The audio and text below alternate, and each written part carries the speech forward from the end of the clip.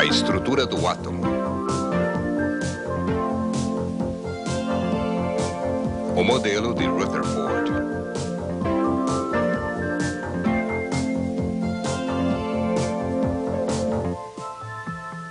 Como se pode estudar o que não se pode ver? Durante séculos, os pesquisadores interessados na estrutura do átomo trabalharam muito no escuro. Até o dia em que Henry Becquerel desenvolveu um pedaço de papel fotográfico sobre o qual colocou um composto de urânio. A descoberta da radiação levou Ernest Rutherford a conceber a primeira ferramenta que poderia levar à investigação do átomo diretamente. Do então recém-descoberto elemento polônio, Rutherford identificou emanações que eram absorvidas por uma caixa de chumbo. Um furo permitia que essa radiação escapasse e parte dela poderia ser detectada numa tela. Um forte campo magnético direcionava um grupo de raios levemente em uma direção e outro grupo de raios fortemente noutra direção. Isso indicava que os raios consistiam de partículas que tinham tanto massa quanto carga. Rutherford os denominou partículas alfa e beta. A partícula alfa, sendo rápida, maciça e carregada positivamente, parecia ser a sonda ideal para se penetrar na superfície atômica. A sonda de Rutherford consistia de uma fonte de partículas alfa, uma fina folha de ouro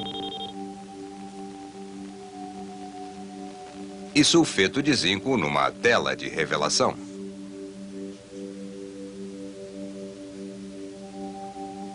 Rutherford descobriu que a maioria das partículas alfa passavam através da folha de ouro com nenhuma ou quase nenhuma mudança de direção.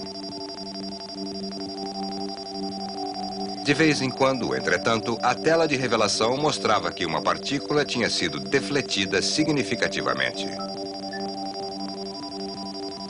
E ainda mais raramente, um rebote direto poderia ser detectado.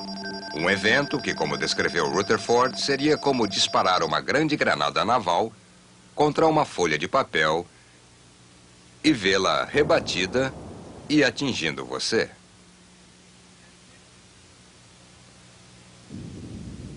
Estas descobertas indicaram a Rutherford que a maior parte da folha de ouro deveria ser, ao nível atômico, espaço vazio. Mas o que, na folha de ouro, causava a mudança de direção de algumas partículas alfa de sua linha de movimentação original?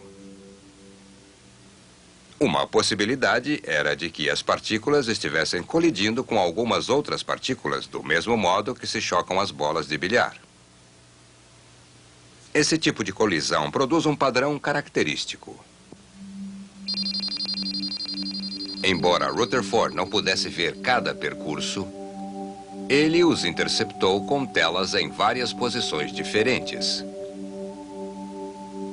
até que construiu uma ideia do verdadeiro padrão produzido.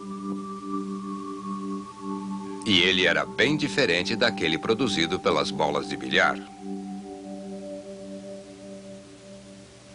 Então Rutherford procurou na lei de Coulomb uma explicação. A força de repulsão entre duas partículas com a mesma carga aumenta à medida que a distância diminui.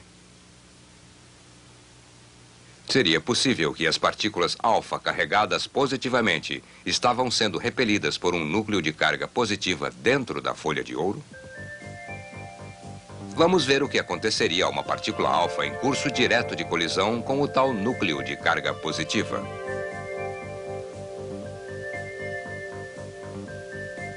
Mostraremos apenas a força exercida na partícula alfa. Com a aproximação da partícula alfa do núcleo, a força agindo sobre ela cresce rapidamente, fazendo com que a partícula alfa diminua sua velocidade, pare e depois acelere de volta na direção de onde veio. Vamos ver novamente.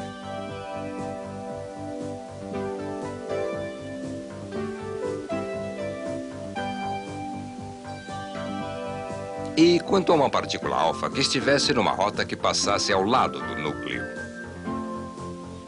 Inicialmente, consideremos que nenhuma força eletrostática esteja agindo. Mas se o núcleo possui uma carga positiva, a força eletrostática crescerá rapidamente como antes.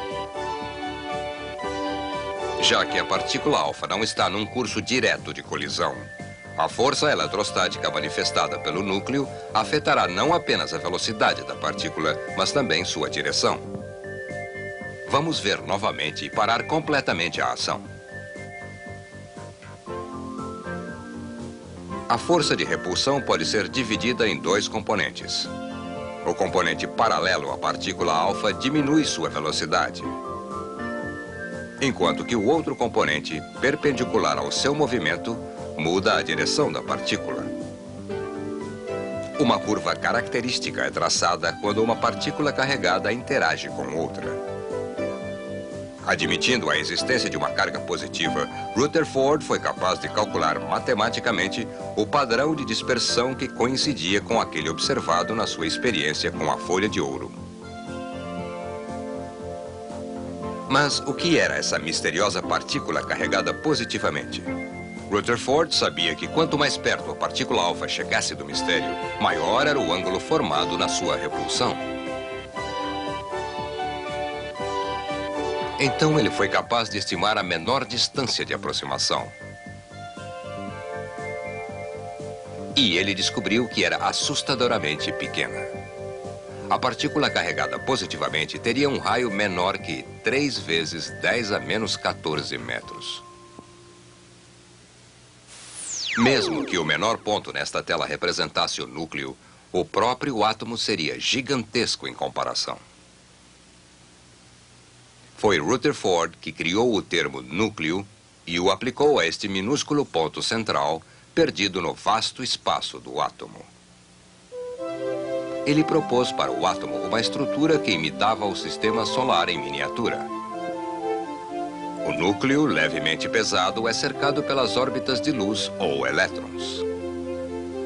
A força de atração entre os elétrons e o núcleo evita que o elétron se perca no espaço exterior.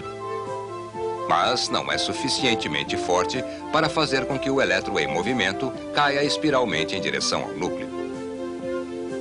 O modelo de Rutherford representou um passo significativo para a nossa compreensão do átomo. Mas ele também apresentava problemas. Uma teoria física clássica prevê que uma carga acelerada produzirá radiação eletromagnética, uma forma de energia. Sendo um elétron que circula a uma velocidade constante uma carga acelerada, e ainda, se ele continuamente irradiar energia eletromagnética, ele obviamente estará perdendo essa energia. Isso fará com que ele se aproxime mais do núcleo, onde girará com maior frequência, e com isso aumentará também a frequência da radiação. Porém, essa mudança de frequência de radiação nunca foi observada. E, eventualmente, o elétron perderia tanta energia que acabaria caindo em direção ao núcleo. Mas, na realidade, a maioria dos átomos é muito estável. O modelo de Rutherford, para sobreviver, precisaria de uma ajuda urgente.